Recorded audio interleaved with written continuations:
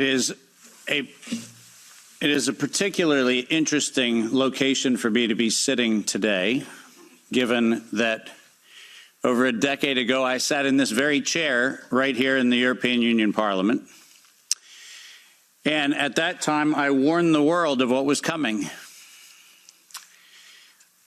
During that conversation that was hosted at the time by the Green and EFA and a number of the other parties of the European Union's various representations, we were having a conversation on whether Europe should adopt the United States policy of allowing for the patents on biologically derived materials.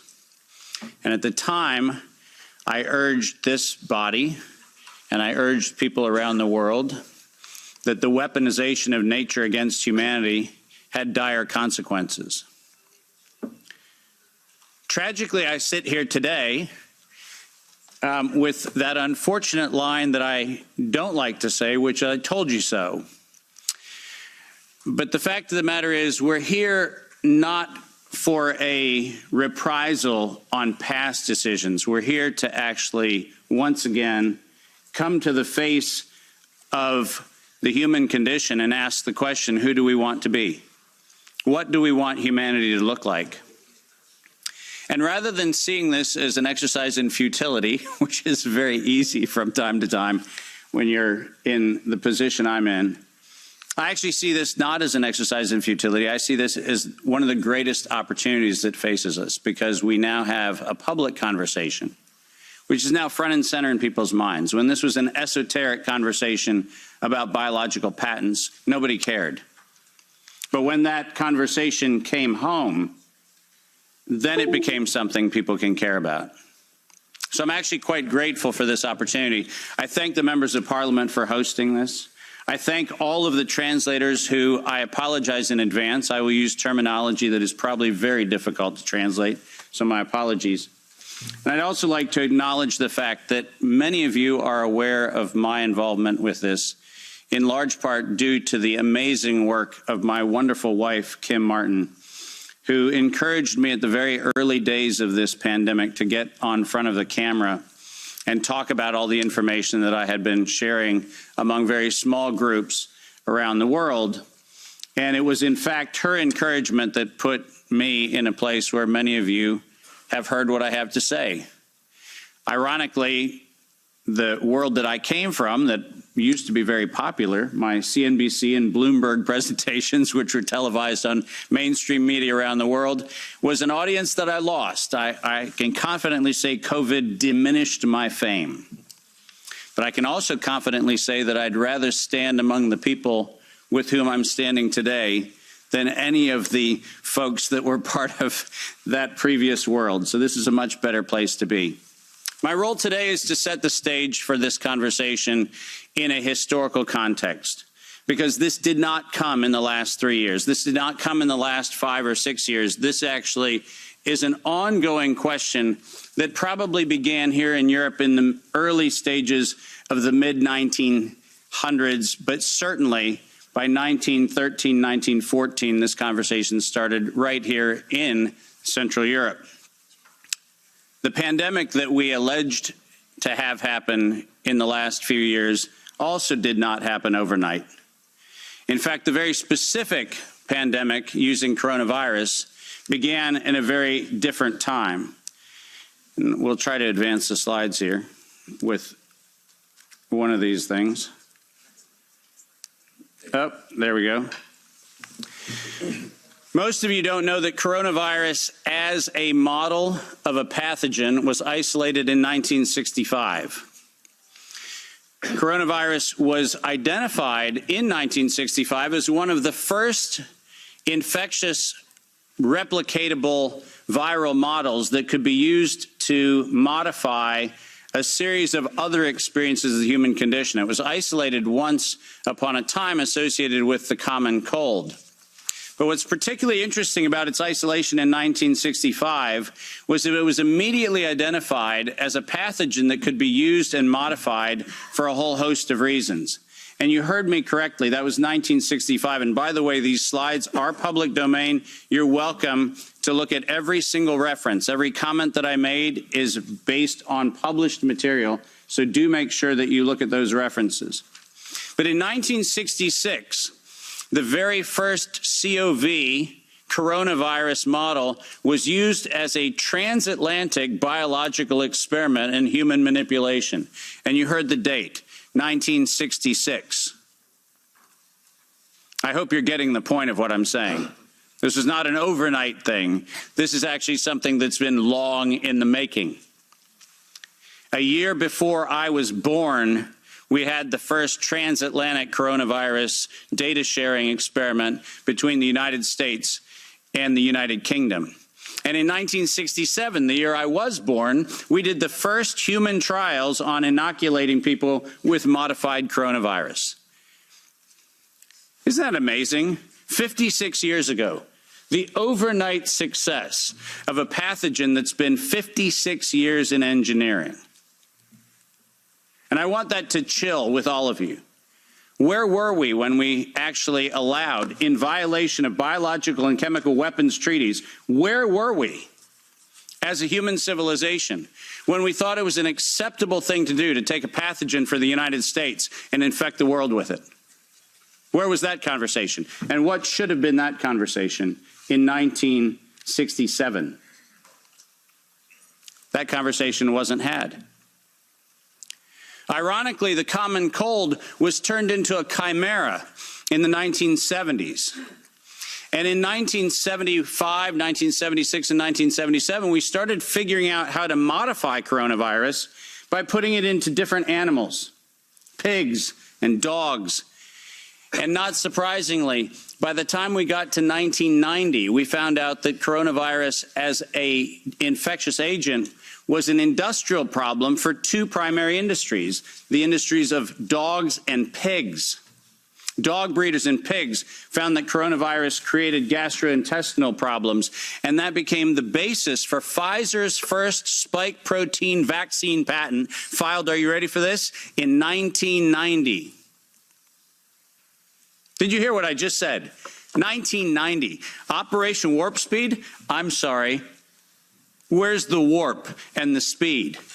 Pfizer, 1990, the very first spike protein vaccine for coronavirus.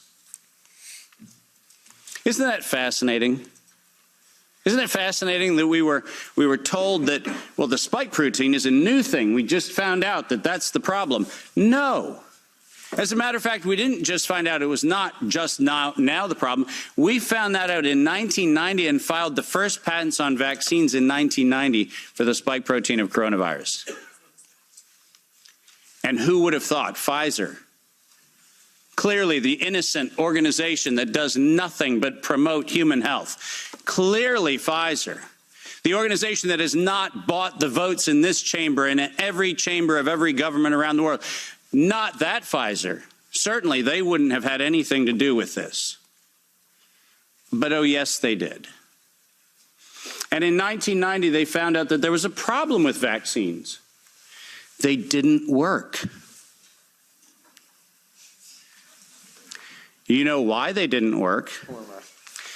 It turns out that coronavirus is a very malleable model. It transforms and it changes and it mutates over time. As a matter of fact, every publication on vaccines for coronavirus from 1990 until 2018, every single publication concluded that coronavirus escapes the vaccine impulse, because it modifies and mutates too quickly for vaccines to be effective. And since 1990 to 2018, that is the published science, ladies and gentlemen. That's following the science. Following the science is their own indictment of their own programs that said it doesn't work. And there are thousands of publications to that effect, not a few hundred, and not paid for by pharmaceutical companies. These are publications that are independent scientific research that shows unequivocally, including efforts of the chimera modifications made by Ralph Baric in the University of North Carolina, Chapel Hill, all of them show vaccines do not work on coronavirus. That's the science. And that science has never been disputed. But then we had an interesting development in 2002. And this date is most important. Because in 2002, the University of North Carolina, Chapel Hill patented, and I quote, an infectious replication defective clone of coronavirus. Listen to those words, infectious replication defective. What does that phrase actually mean? For those of you not familiar with language, let me unpack it for you. Infectious replication defective means a weapon. It means something meant to target an individual, but not have collateral damage to other individuals. That's what infectious replication defective means. And that patent was filed in 2002 on work funded by NIAID's Anthony Fauci from 1999 to 2002. And that work, patented at the University of North Carolina, Chapel Hill, mysteriously preceded SARS 1.0 by a year. Dave, are you suggesting that SARS 1.0 wasn't from a wet market in Wuhan? Are you suggesting it might have come from a laboratory in the University of North Carolina, Chapel Hill? No, I'm not suggesting it. I'm telling you that's the facts. We engineered SARS. SARS is not a naturally occurring phenomenon. The naturally occurring phenomenon is called the common cold. It's called influenza-like illness. It's called gastroenteritis. That's the naturally occurring coronavirus. SARS is the research developed by humans weaponizing a life system model to actually attack human beings. And they patented it in 2002.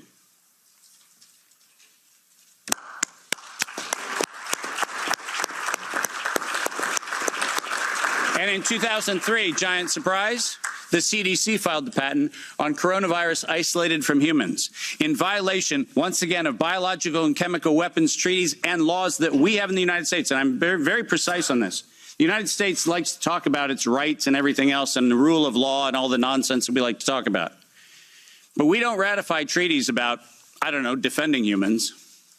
We conspicuously avoid that. We actually have a great track record of advocating for human rights and then denying them when it comes to actually being part of the international community, which is a slightly problematic thing. But let's get something very clear. When the CDC in April of 2003 filed the patent on SARS coronavirus isolated from humans, what did they do? They downloaded a sequence from China and filed a patent on it in the United States. Any of you familiar with biological and chemical weapons treaties knows that's a violation. That's a crime. That's not an innocent oops. That's a crime.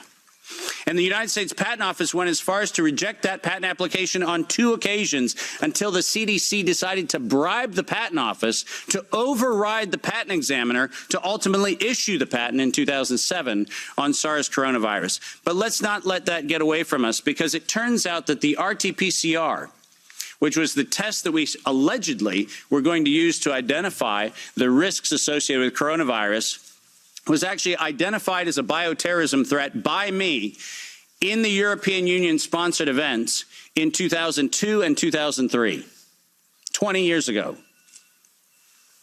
That happened here in Brussels and across Europe.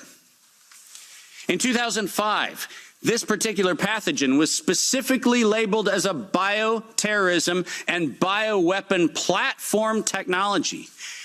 Described as such. That's not my terminology that I'm applying to it. It was actually described as a bioweapons platform technology in 2005. And from 2005 onwards, it was actually a biowarfare enabling agent, its official classification from 2005 forward. I don't know if that sounds like public health to you. Does it? Biological warfare enabling technology. That feels like not public health. That feels like not medicine. That feels like a weapon. designed to take out humanity. That's what it feels like. And it feels like that because that's exactly what it is. We have been lured into believing that EcoHealth Alliance and DARPA and all of these organizations are what we should be pointing to, but we've been specifically requested to ignore the facts that over $10 billion have been funneled through black operations through the check of Anthony Fauci and a side-by-side ledger where NIAID has a balance sheet and next to it is a biodefense balance sheet equivalent dollar-for-dollar matching that no one in the media talks about. And it's been going on since 2005.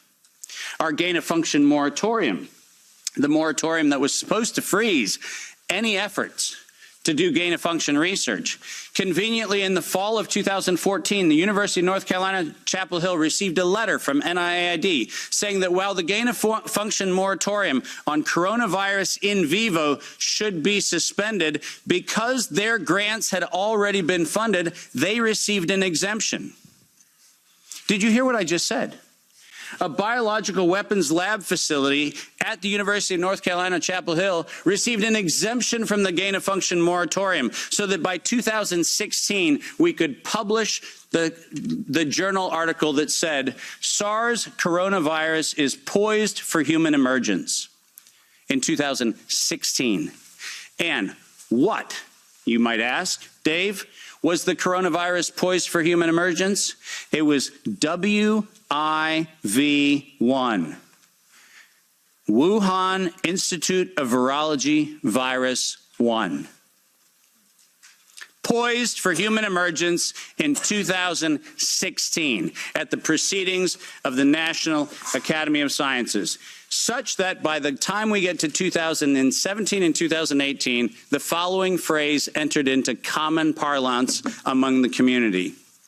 There is going to be an accidental or intentional release of a respiratory pathogen. The operative word, obviously, in that phrase, the word release. Does that sound like leak? Does that sound like a bat and a pangolin went into a bar in the Wuhan market and hung out and had sex and lo and behold, we got SARS-CoV-2? No. Accidental or intentional release of a respiratory pathogen was the terminology used, and 4 times in April of 2019, 7 months before the allegation of patient number 1, 4 patent applications of Moderna were modified to include the term accidental or intentional release of a respiratory pathogen as the justification for making a vaccine for a thing that did not exist. Keep going. If you have not done so, please make sure that you make reference in every investigation to the premeditation nature of this, because it was in September of 2019 that the world was informed that we were going to have an accidental or intentional release of a respiratory pathogen so that by September 2020, there would be a worldwide acceptance of a universal vaccine template. That's their words, right in front of you on the screen. The intent was to get the world to accept a universal vaccine template, and the intent was to use coronavirus to get there. And the last slide. This isn't advancing, so if I could have somebody do it. Let's read this, because we have to read this into the record everywhere I go.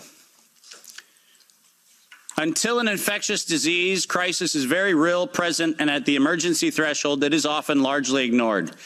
To sustain the funding base beyond the crisis, he said, we need to increase the public understanding for the need for medical countermeasures such as a pan-influenza or pan-coronavirus vaccine. A key driver is the media, and the economics will follow the hype. We need to use that hype to our advantage to get to the real issues. Investors will respond if they see profit at the end of the process. Sounds like public health? Sounds like the best of humanity? No, ladies and gentlemen, this was premeditated domestic terrorism stated at the proceedings of the National Academy of Sciences in 2015, published in front of them. This is an This is an act of biological and chemical warfare perpetrated on the human race, and it was admitted to in writing that this was a financial heist and a financial fraud. Investors will follow if they see profit at the end of the process. Let me conclude by making 5 very brief recommendations. The last slide. Nature was hijacked. This whole story started in 1965 when we decided to hijack a natural model and decide to start manipulating it. Science was hijacked when the only questions that could be asked were questions authorized under the patent protection of the CDC, the FDA, the NIH, and their equivalent organizations around the world. We didn't have independent science. We had hijacked science. And unfortunately, there was no moral oversight in violation of all of the codes that we stand for. There was no independent, financially disinterested, independent review board ever impaneled around coronavirus, not once. Not once. Not since 1965. We do not have a single independent IRB ever impaneled around coronavirus. So morality was suspended for medical countermeasures. And ultimately, humanity was lost because we decided to allow it to happen. Our job today is to say, no more gain-of-function research, period. No more weaponization of nature, period. And most importantly, no more corporate patronage of science for their own self-interest unless they assume 100% product liability for every injury and every death that they maintain. Thank you very much.